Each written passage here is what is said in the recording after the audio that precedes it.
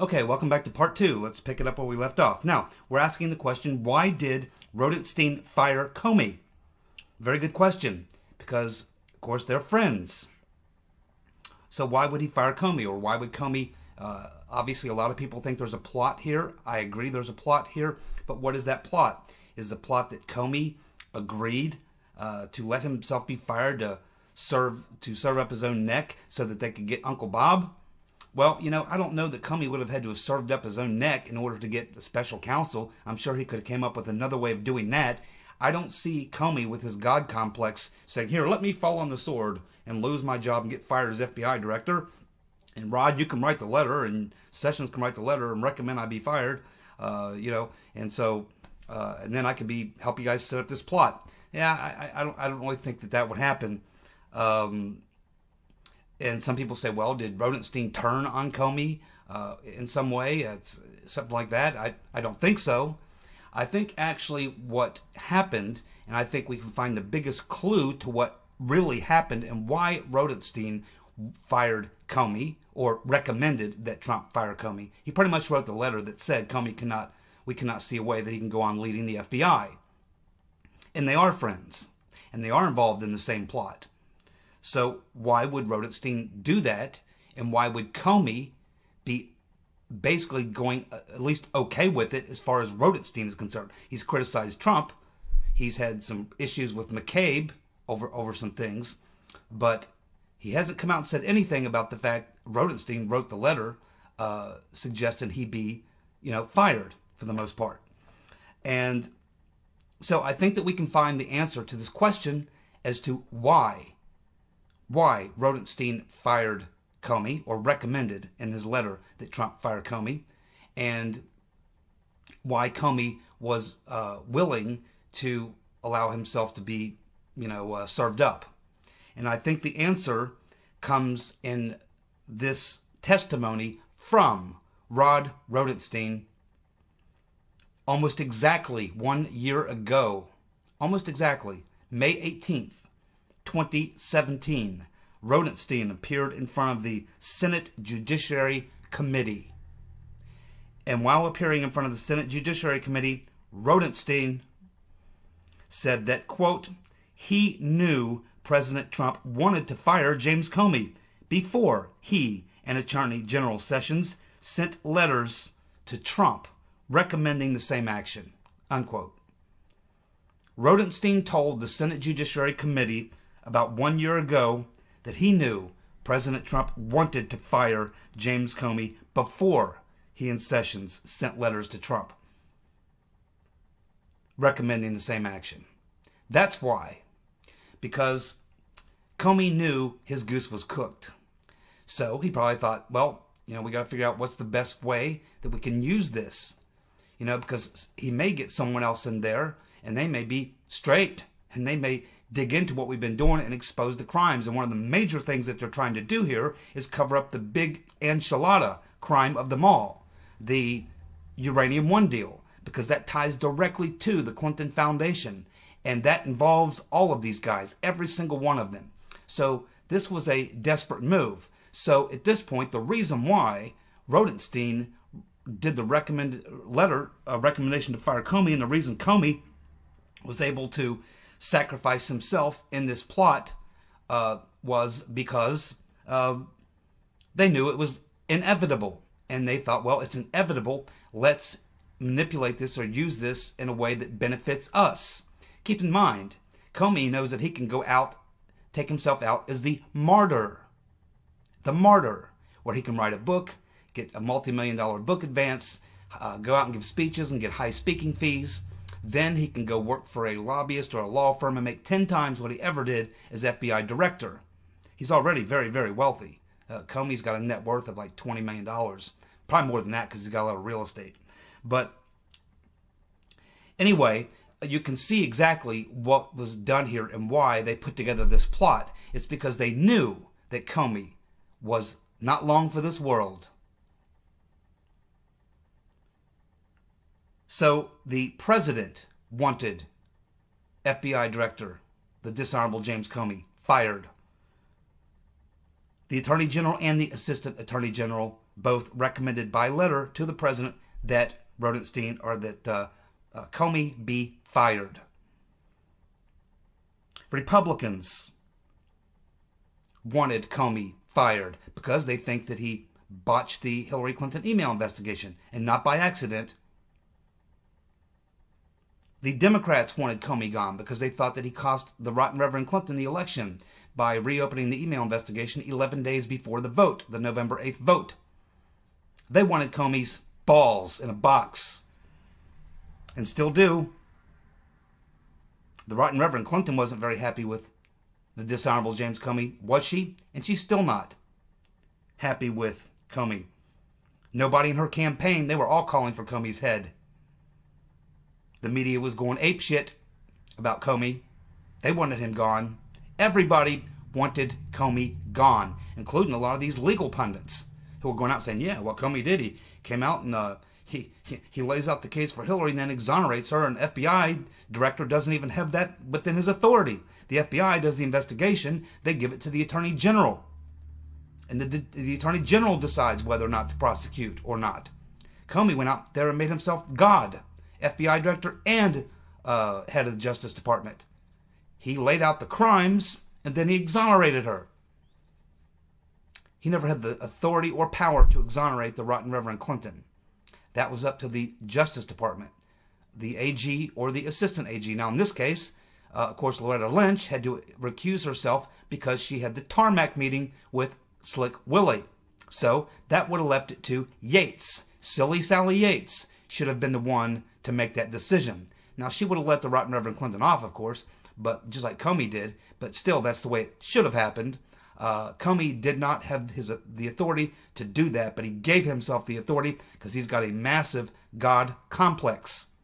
As we have laid out here, we've gone through the clinical diagnosis, and I think we all agree that he has all the symptoms of someone who has a God complex. So it should be no big question at this point as to why Comey, probably why they were comfortable, Comey was comfortable with going along with this plot, which meant that he had to go along with being forced out as FBI director, and hoping, and of course the letter from Rosenstein helped give Trump the big push because he wanted to fire him, but getting it, that letter from his attorney general, and then as a deputy attorney general saying, yeah, Comey can't lead the FBI anymore. So they pushed him that last little bit of the way to make it happen. And then what we hear that the first phone call, one of the first phone calls that Comey makes is to Mueller. If that is true, and it was reported by the Gateway Pundit and by American Thinker, two separate stories that both reported on that. I don't know if it's been confirmed. We'll wait and see. But we need all the communications between Comey, Mueller, and Rosenstein on this that 7-day period from the time that, in fact, maybe before that, maybe for about a 90-day period, because we may find that they were plotting this and that they knew it would happen. So Rosenstein probably got together with Comey and probably said, you know, man, it's you're going down, brother, and we're worried because, you know, we got all this shit we got to cover up, and if you get taken out, we don't know who he's going to put in here. It could be anybody, and they don't, you know, it's going to be very difficult. We need to make sure we control this thing. And look, you know, you're going to be probably fired anyway, so why don't we use this as best we can, you know, in our favor, and manipulate it the best way we can to make things work out the way we want them to, so that we can continue to cover up our crimes. And I think that this is the decision that was probably made, and this is the plot that went down. They knew Comey was going to be fired sooner or later, one way or another.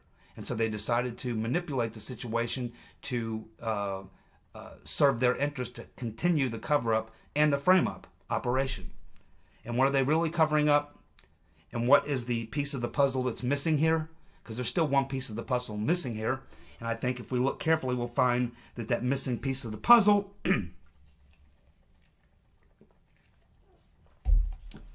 is the rotten Reverend Clinton.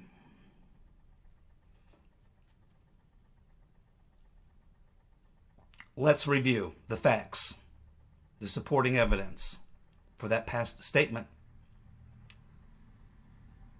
The Clinton investigation, the Clinton Foundation investigation, began in 2001. and went to 2005.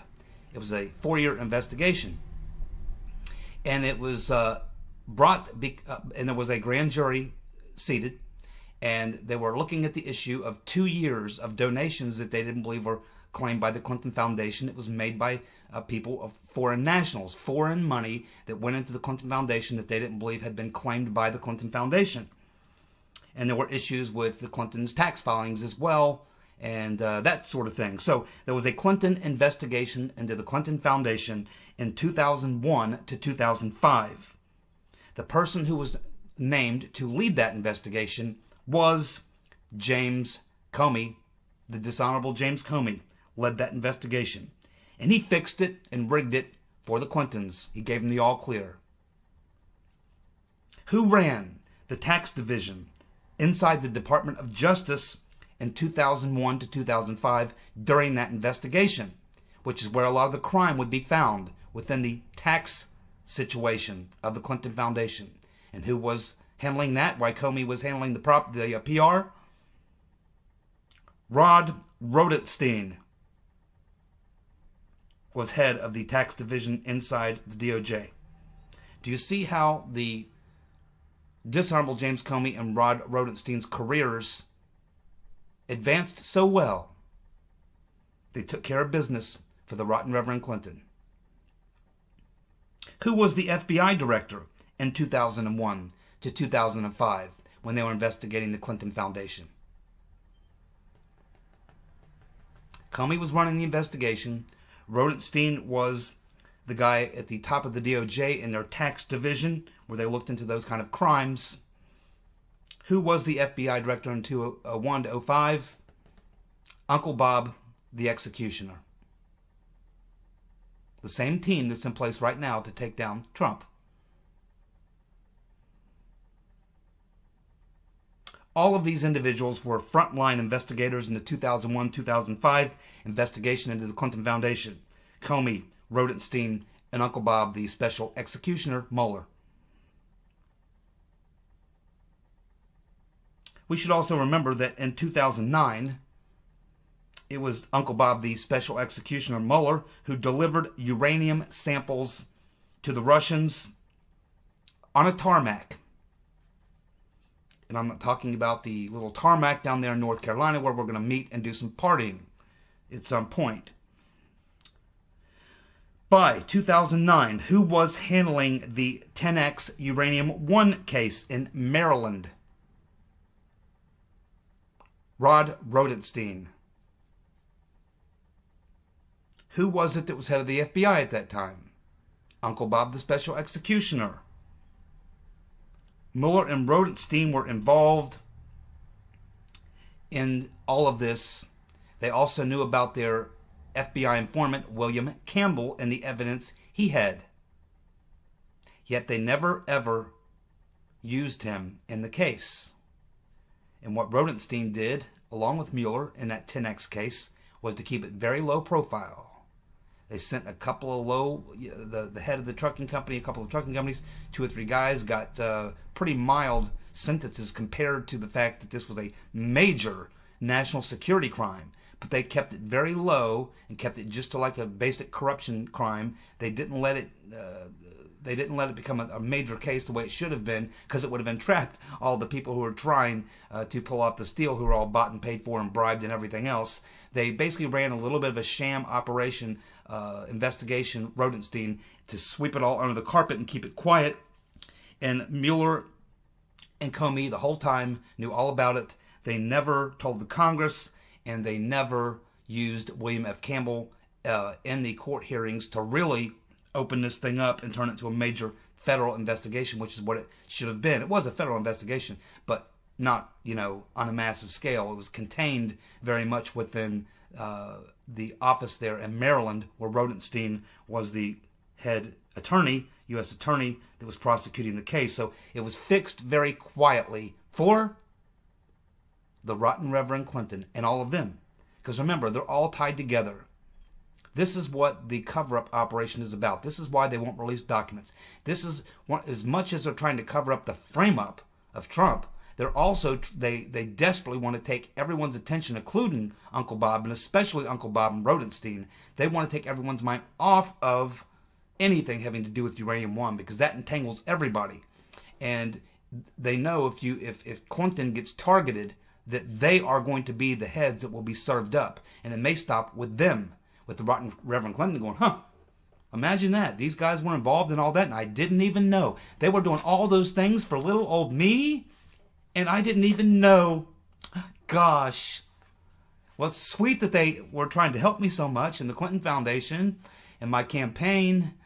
It's a shame, though, that they committed these crimes, big crimes, to help me. I didn't know anything about it. So you see, they're all tethered to the rotten Reverend Clinton. The uranium-1 deal, which connects directly to the Clinton Foundation, it can take all of them down. It is the one thing of all the things we're looking at. And a lot of things are semantics. Yes, you can say they were spying. They had a good reason. They had this intelligence. Well, they believed it. Maybe they didn't believe it. These are all things that can be kicked around and such. But the uranium-1 case and its connection to the Clinton Foundation and the actions or inactions of these individual players, Mueller, Rosenstein, Comey, are not a matter of looking at them from some semantics or something. There's clear facts here that you can lay out for a hardcore criminal case, and they know if this ever gets any real attention, that is the big scandal that could unravel a lot of things. So, you know, you have to remember, you've got this serious thing going on here with uranium-1, while we're all most focused on, you know, the surveillance, the illegal surveillance, the frame-up, and all these things. What's concerning Rosenstein and Clinton and Obama and Lynch and all these other people is the uranium-1 and the connection to the Clinton Foundation and all their connections to it. This is probably the one that they worry about, not so much the other things. They're a problem, and they have to work on that. But a lot of the things that they could deny a lot of things unless you can actually find some smoking gun or something, which I think there's evidence that it may be there. But I think what's really driving these guys and what probably caused them to create this plot where they go to Comey and say, look, man, this Clinton Foundation, you know, we're connected to Hillary on all this. This is bubbling out there. We got to keep people's minds as far away from that as we can. We need to have an operation that stays on Trump, on Russia collusion, on this whole thing. And if that doesn't work, try corruption, try this, try that, try anything. Just keep the country busy looking at everything but uranium-1. And Mueller or Comey was compromised in this position. And they couldn't afford to have someone come in on the outside who they couldn't pull, you know, into their orbit. So they probably wanted to make sure they could get a fixer like Mueller, and so they got Comey to accept the fact, Rosenstein probably got Comey to accept the fact that he was going to be fired anyway. And that the best thing they could do is to get their boy, Uncle Bob the executioner, to come in and take his place and continue and help them all avoid being exposed in the uranium-1 fiasco, the pay-for-play, and all the other things, which involve cover-ups as well. I mean, they're all cover-ups around these crimes, not just the crimes, but the cover-ups. So it's a vast array of criminal conspiracies simultaneously happening. It's not just one thing. It's a gigantic web of crime. It's incredible. It's hard to wrap your mind around. It's probably why it's taken the IG a year and a half just to try to sort out the most basic top layer of it. And he probably won't even dig into the rabbit hole the way we do.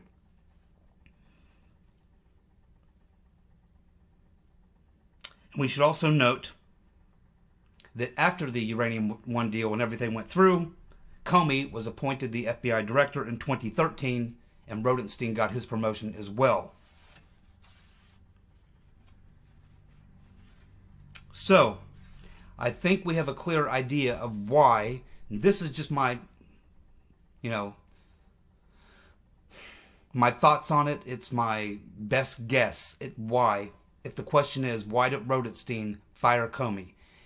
It's my best guess that based on what Rosenstein said to the Senate Judiciary Committee, that they knew that Comey was going to be fired. They might as well make the best of the bad situation. The most important thing was to cover up continue the cover-up operation and continue the operation to take down Trump.